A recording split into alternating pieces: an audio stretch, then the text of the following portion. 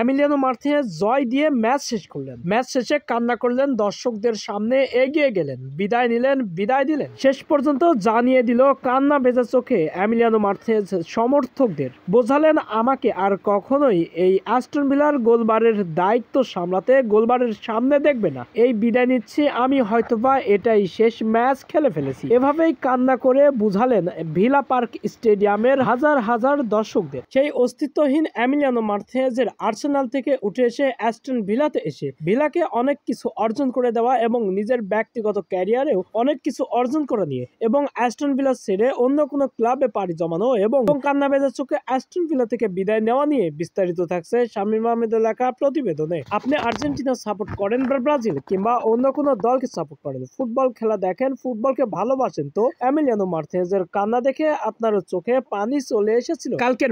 কালকে একটি high voltage match খেলেছেন অ্যাস্টন ভিলা টটেনহামের বিপক্ষে। সেই ম্যাচ দিয়েই শেষ করলো এমিলিয়ানো মার্টিনেজের অ্যাস্টন ভিলা ক্যারিয়ারের শেষ যাত্রা। এমিলিয়ানো মার্টিনেজ অ্যাস্টন ভিলাতে যোগদান করার আগে আর্জেন্টিনাতে তার অভিষেক হয়নি।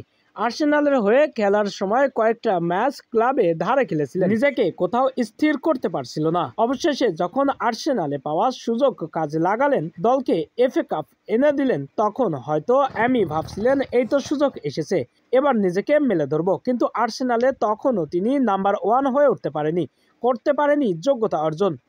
এরপরে পা রাখে অ্যাস্টন ভিলাতে এসেই এমিলিয়ানো মার্টিনেজের দুর্দান্ত চমক দেখে লিওনেল স্ক্যালোনি ডেকে নেয় জাতীয় দলে এরপরে সুযোগ তৈরি করে নেয় তিনি। একবার সুযোগ পাওয়ার পরে আর হাতছাড়া করেনি, কাজে লাগিয়েছেন। এরপরে যা করেছেন তা ইতিহাস হয়ে থাকবেন, সেটা অনেকেই দেখেছেন, সবাই মনে রাখবে। এরপরে অ্যাস্টন ভিলাকে দেওয়া কথাও রাখলেন, দীর্ঘ 25 বছর পরে অ্যাস্টন ভিলাকে চ্যাম্পিয়ন্স লিগ আসর খেলা নেন। সে খেলাটিও যেন তেন ভাবে খেলাননি। প্রথম রাউন্ড, দ্বিতীয় রাউন্ড টপকে কোয়ার্টার ফাইনাল পর্যন্ত খেলিয়েছেন অ্যাস্টন ভিলাকে এমিলিয়ানো মার্টিনেজ। একটি গোলকিপার কত কিছু করতে পারে, একটি ক্লাবকে, একটি দলকে কিভাবে এগিয়ে নিয়ে যেতে পারে, সেটির প্রমাণ দিল আর্জেন্টিনার গোলকিপার এমিলিয়ানো মার্টিনেজের কারণেই দীর্ঘ 36 বছরের অপেক্ষার অবসান ঘটিয়ে লিওনেল মেসির হাতে অমূল্য রত্ন তুলে দিল এমিলিয়ানো মার্টিনেজ। 28 বছরের শিরোপা খরা কাটিয়ে কোপা আমেরিকা জিতেছিল ব্রাজিলের মারাকানা স্টেডিয়ামে ব্রাজিলকে কাঁদিয়ে। এরপরে পুনরায় 2024 কোপা আমেরিকা টুর্নামেন্টও জিতেছেন। এই টুর্নামেন্টেরই বেস্ট গোলকিপারের অ্যাওয়ার্ডও পেয়েছিল এমিলিয়ানো।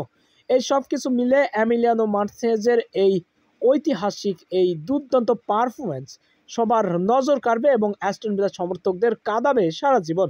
এমিলিয়ানো মার্টিনেজ আজ শেষবারের মতো বিদায় নিল অ্যাস্টন ভিলা পার্ক স্টেডিয়াম থেকে।